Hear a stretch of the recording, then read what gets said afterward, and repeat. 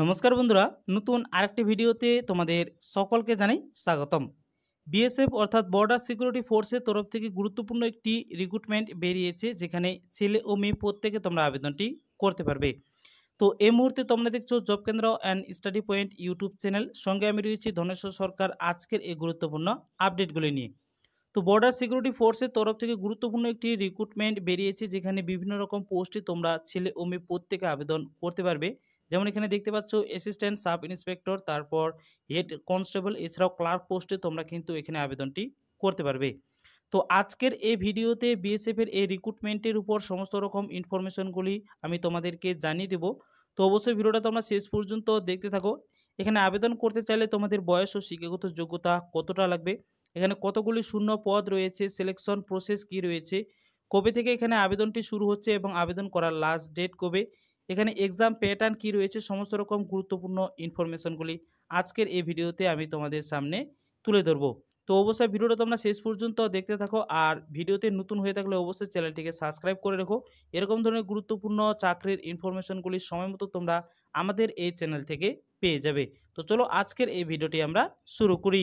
On screen সেই official বিজ্ঞপ্তিটি তোমরা এখানে দেখতে পাচ্ছ। Government of India, ministry of home affairs, directorate general, border security force অর্থাৎ পার্সোনাল ডাইরেক্টরেট, রিক্রুটমেন্ট সিলেকশন সংস্থার তরফ থেকে এই রিক্রুটমেন্টের বিজ্ঞপ্তিটি এখানে প্রকাশ করা হয়েছে।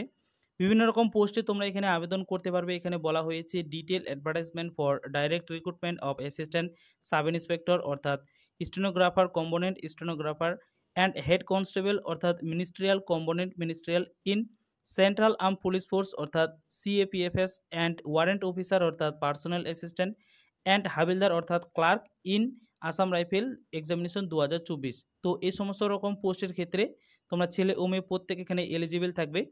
অলরেডি এখানে আবেদন প্রক্রিয়াটি চালু হয়েছে, 9 তারিখ থেকে এখানে আবেদন প্রক্রিয়াটি চালু হয়েছে এবং জুলাইয়ের 8 তারিখ পর্যন্ত তোমরা কিন্তু এখানে আবেদনটি করতে পারবে। তো এই যে পোস্টগুলি রয়েছে, এই পোস্টগুলির ক্ষেত্রে প্রতি মাসে তোমাদের এখানে কত টাকা করে বেতন দেওয়া হবে আমি তোমাদেরকে জানিয়ে দিচ্ছি। 7th সিপিসি অনুযায়ী অ্যাসিস্ট্যান্ট সাব ইন্সপেক্টর পোস্টের ক্ষেত্রে প্রতি মাসে 29,200 টাকা থেকে শুরু করে 92,300 টাকা পর্যন্ত সর্বোচ্চ টাকা তোমরা এখানে প্রতি মাসে বেতন পেয়ে যাবে। অ্যান্ড এখানে হেড কনস্টেবল রয়েছে, হেড কনস্টেবল পোস্টের ক্ষেত্রে এখানে 25,500 টাকা থেকে শুরু করে সর্বোচ্চ 81,100 টাকা পর্যন্ত পার মান্থলি তোমরা এখানে একটি ভালো মানের বেতন পেয়ে যাবে। নেক্সটে আমরা যদি এখানে ভ্যাকেন্সি দেখি, তো প্রচুর ভ্যাকেন্সি রয়েছে এবং কোয়ালিফিকেশনের কথা আমরা যদি এখানে দেখি, তো মিনিমাম কোয়ালিফিকেশনে তোমরা কিন্তু এখানে ছেলে ও মেয়ে প্রত্যেকে আবেদনটি করতে পারবে। এখানে তোমরা এ নাম্বার পয়েন্টে এখানে দেখতে পাচ্ছ অ্যাসিস্ট্যান্ট সাব ইন্সপেক্টর পোস্টের ক্ষেত্রে এখানে কিন্তু বিভিন্ন রকম পোস্ট রয়েছে, যেমন বিএসএফ, তারপর সিআরপিএফ, আইটিবিপি, সিআইএসএফ, এসএসবি। তো এই সমস্ত রকম পোস্টের ক্ষেত্রে তোমরা এখানে দেখতে পাচ্ছ মেল এবং ফিমেল উভয় ক্যান্ডিডেট তোমরা এখানে এলিজিবল থাকবে এবং ক্যাটাগরি ওয়াইজ তোমাদের এখানে কিন্তু ভ্যাকেন্সিগুলি আলাদা করে ভাগ করে দেখানো হয়েছে। তারপর নেক্সটে বি নাম্বার পয়েন্টে এখানে রয়েছে হেড কনস্টেবল পদের ক্ষেত্রে এখানে বিএসএফ, সিআরপিএফ, আইটিবিপি, তারপর সিআইএসএফ, এসএসবি, এআর এ সমস্ত রকম পোস্টের ক্ষেত্রে ছেলে ও মেয়ে প্রত্যেকে এলিজিবল থাকবে এবং ক্যাটাগরি ওয়াইজ সমস্ত রকম পোস্টের ক্ষেত্রে এখানে ভ্যাকেন্সিগুলি আলাদা করে দেখানো হয়েছে।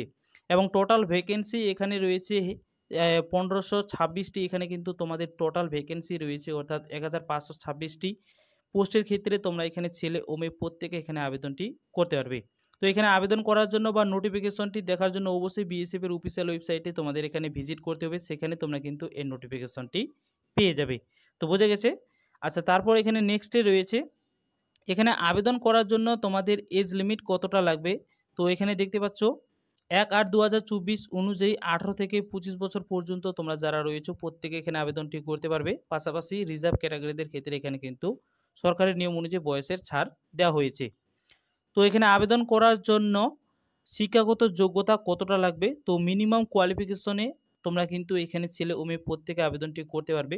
এসেনশিয়াল কোয়ালিফিকেশন আমরা যদি এখানে দেখি, তো বলা হয়েছে candidate must have passed intermediate or senior secondary school certificate অর্থাৎ 10+2 examination from a recognized board or university or equivalent. অর্থাৎ তোমাদের এখানে বলা হয়েছে যে কোনো স্বীকৃত প্রতিষ্ঠান থেকে 10+2 অর্থাৎ উচ্চ মাধ্যমিক পাস করে থাকলেই তোমরা কিন্তু এখানে আবেদনটি করতে পারবে। এইচএস পাস আউট হয়ে থাকলে তোমরা এখানে আবেদনটি করতে পারবে, কোনো রকম নাম্বার অফ পার্সেন্টেজ তোমাদের এখানে কিন্তু লাগছে না। তো মিনিমাম কোয়ালিফিকেশনে তোমরা এখানে আবেদনটি করতে পারছো। তো এখানে তোমাদের যদি আবেদনটি করতে চাও তো সেক্ষেত্রে অবশ্যই তোমাদের এখানে অ্যাপ্লিকেশন ফি পেমেন্ট করতে হবে। 100 টাকা অ্যাপ্লিকেশন ফি পেমেন্ট করে তোমাদের এখানে আবেদনটি সম্পূর্ণ করতে হবে। তো অনলাইনে আবেদনটি করে নেওয়ার পর নেক্সটে তোমাদের এখানে কয়টি ধাপে এই সিলেকশনটি করা হবে, সিলেকশন শিডিউল সম্পর্কে আমি তোমাদেরকে এখানে জানিয়ে রাখি। তো 3টি স্টেজ তোমাদের এখানে থাকবে। ফার্স্ট ফেজে তোমাদের এখানে ফিজিক্যাল স্ট্যান্ডার্ড টেস্ট অর্থাৎ পিএসটি চেক করা হবে। তারপর তার সঙ্গে তোমাদের এখানে ফিজিক্যাল এফিসিয়েন্সি টেস্ট অর্থাৎ পিইটি চেক করা হবে। সেকেন্ড ফেজে তোমাদের এখানে কম্পিউটার বেসড টেস্ট অর্থাৎ সিবিটি একটি এক্সাম নেওয়া হবে এবং থার্ড ফেজে তোমাদের এখানে স্কিল টেস্ট, তার সঙ্গে ডকুমেন্ট ভেরিফিকেশন এবং শেষে তোমাদের মেডিকেল চেকআপের মাধ্যমে ফাইনাল সিলেকশনটি তোমাদের এখানে কিন্তু করা হবে। তো এক কথায় আমরা যদি বলি তো প্রথমত পিএসটি বা পিইটি নেওয়া হবে, তারপর সেকেন্ড স্টেজে তোমাদের সিবিটি এক্সাম এখানে নেওয়া হবে। সিবিটি এক্সামে কোয়ালিফাই করতে পারলে তারপর তোমাদের থার্ড ফেজে তোমাদের এখানে স্কিল টেস্ট, তার সঙ্গে ডকুমেন্ট ভেরিফিকেশন অর্থাৎ অরিজিনাল ডকুমেন্টগুলো এখানে ভেরিফিকেশন করা হবে এবং নেক্সটে মেডিকেল চেকআপের মাধ্যমে তোমাদের যদি স্বাভাবিকভাবে তোমরা যদি সুস্থ স্বাভাবিক থাকো তো সেক্ষেত্রে নেক্সটে তোমাদের এখানে ফাইনাল সিলেকশনটা কিন্তু এখানে হয়ে যাবে। তো ফিজিক্যাল স্ট্যান্ডার্ড টেস্টে তোমাদের এখানে হাইট চেক করা হবে, যেখানে মেল ক্যান্ডিডেটদের ক্ষেত্রে মিনিমাম হাইট রাখা হয়েছে 165 সেন্টিমিটার, চেস্ট রাখা হয়েছে এখানে 77 থেকে 82 সেন্টিমিটার এবং যারা পাহাড়ি অঞ্চল থেকে বিলং করে গোর্খাস, কামনিস, ডোগরাস এইসব ক্যাটাগরি থেকে যারা বিলং করে তাদের ক্ষেত্রে এখানে হাইট রাখা হয়েছে দেখতে পাচ্ছ 162.5 সেন্টিমিটার এবং চেস্ট এখানে সেম রাখা হয়েছে। নেক্সটে ফিমেল ক্যান্ডিডেটদের ক্ষেত্রে এখানে মিনিমাম হাইট রাখা হয়েছে 155 সেন্টিমিটার এবং যারা পাহাড়ি অঞ্চল থেকে বিলং করে তাদের ক্ষেত্রে এখানে রাখা হয়েছে 150 সেন্টিমিটার। তো ফিমেল ক্যান্ডিডেটদের ক্ষেত্রে এখানে কোনো রকম চেস্ট মাপা হয় না।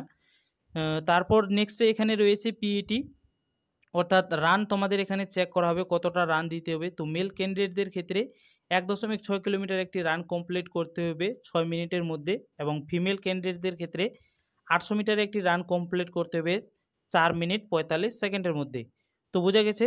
তো পিএসটি বা পিইটি তোমাদের যদি এখানে তোমরা যদি কোয়ালিফাই করতে পারো নেক্সটে তারপর তোমাদের এখানে কম্পিউটার বেসড টেস্ট অর্থাৎ সিবিটি এক্সাম এখানে নেওয়া হবে। তো সিবিটি এক্সামের এক্সাম প্যাটার্ন এবং সিলেবাস তোমরা এখানে দেখে নাও। তো প্রথমত তোমাদের এখানে রয়েছে হিন্দি এবং ইংলিশ ল্যাঙ্গুয়েজ থেকে তোমাদের এখানে এক্সাম নেওয়া হবে। তারপর জেনারেল ইন্টেলিজেন্স, তারপর নিউমেরিক্যাল অ্যাপটিটিউড, তারপর ক্রিটিক্যাল অ্যাপটিটিউড, তারপর কম্পিউটার নলেজ, এইসব বিষয়ের উপর থেকে তোমাদের এখানে কিন্তু এক্সামটি নেওয়া হবে। তো টোটাল তোমাদের এখানে 100 নম্বরে এই এক্সামটি নেওয়া হবে। সময় তোমরা এখানে পেয়ে যাবে 1 ঘন্টা 40 মিনিট। তো আমরা যদি এখানে তার সঙ্গে আমি তোমাদেরকে জানিয়ে রাখি এই যে তোমাদের এখানে এক্সামটি নেওয়া হবে সেই এক্সামের ল্যাঙ্গুয়েজ তোমরা কিন্তু এখানে হিন্দি অথবা ইংরেজিতে তোমরা এখান থেকে পেয়ে যাবে। তো এই দুইটি ল্যাঙ্গুয়েজের মধ্যে তোমাদের এখানে কিন্তু এক্সামটি দিতে হবে, হিন্দি অথবা ইংলিশের মধ্যে। তো বোঝা গেছে। আচ্ছা নেক্সটে তারপর তোমাদের এখানে রয়েছে কম্পিউটার টেস্ট কোয়ালিফাই করার পর তারপর তোমাদের এখানে করা হবে স্কিল টেস্ট এবং ডকুমেন্ট ভেরিফিকেশন এবং শেষে তোমাদের এখানে মেডিকেল এক্সামিনেশনটি নেওয়া হবে।